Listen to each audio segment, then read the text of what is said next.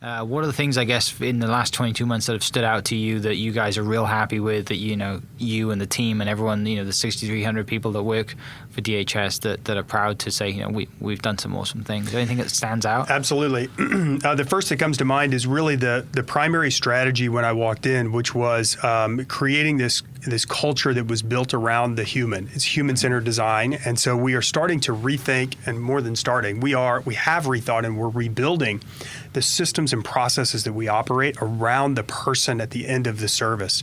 So instead of working to perpetuate our government agency or even to some degree our workforce, which are critically important, we are here to serve our customer, the person at the end of the service. And so we're rebuilding our agency around that. The other thing that really comes to mind is this concept. Well, there's two more. One that is this concept around finding our true north. And we as an agency sat down right when I came, and we worked through this process for about 120 days where we sat down and said, what do we really do to serve the people that we're here to serve? Not what's a process that happens in the building somewhere. It's like, where do we provide value? Mm-hmm. And so each of our divisions came up with 3 to 5 true north philosophies, and those are online. Our OKDHS.org is the website. You can check those out. But our agency as a whole, our leadership team came up with 8 executive leadership true north strategies. Mm-hmm. These are guiding compass needles, the direction we're heading. One of them is becoming the largest ever hope-centered organization. We already are that. We measure hope. We've talked about hope a lot. Yeah. The second, which is critical, is removing systemic barriers that keep our customers from being successful. Those barriers exist everywhere. If you talk to anybody on your podcast you've talked to about, and they are a customer survey or a community service organization, they recognize barriers around transportation and childcare and work, employment barriers and technology barriers and all of those barriers that when you are somebody in need, you cannot navigate. You cannot be expected to navigate those successfully. Honestly, I'm the director of DHS, and sometimes I can't figure out how to navigate some of these systems that we operate. So how can we expect somebody in need to navigate those systems?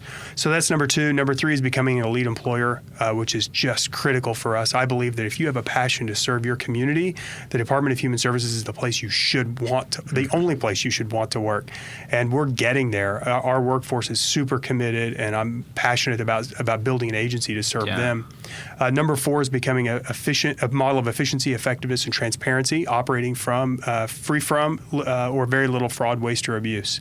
So that's number 4. Number 5 is becoming a space of innovation. That means a national thought leader and program innovator, and we're getting there. But it also means being a self-correcting organization. Gotcha. So if something happens, it is a safe place to raise your hand and say there's a problem here, and that is critical in an organization that serves 1.5 million Oklahomans this year. We'll serve a third of the state's population through this agency. So there has to be a true culture of improvement for the people we serve. Yeah. Number 6 is what we're doing right now, and that's telling our story.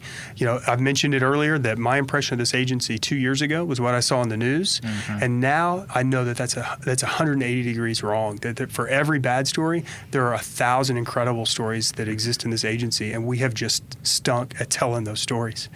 Number 7 is building a culture of equity, diversity, inclusion, and belonging. We have an opportunity that I believe no other organization in the state of Oklahoma has. We have the 8th largest workforce with 6,300 employees. We have 92 locations, and we serve a third of the state's population, 1.5 million Oklahomans. If you're going to make true systemic change, this is the place to do it, and we are doing it. And then the last, number 8, is moving upstream to solve problems for families before they become in crisis. This is the place where we look at, so every year we get about 80,000 calls of child abuse and neglect. 80,000 calls a year is an incredible number, huge. But it's important to know that 90% of those calls are neglect, not abuse, and 70% of those are related to poverty. So if we can move upstream and solve problems for families before they become in crisis, they will never meet our child welfare system. And that's the direction that we're really heading, is working to solve for poverty. Yeah. So those are the 8 executive leadership true norths. We live by those. They are not corporate speak. My team can confirm that when we have a budget meeting or whatever we talk about, everything ties back to our true north in some way. So that, to me, that is one of the things I'm the most proud of in the last 22 months is building this culture around priorities that we say are important to us through the lens of how we serve our communities. Yeah.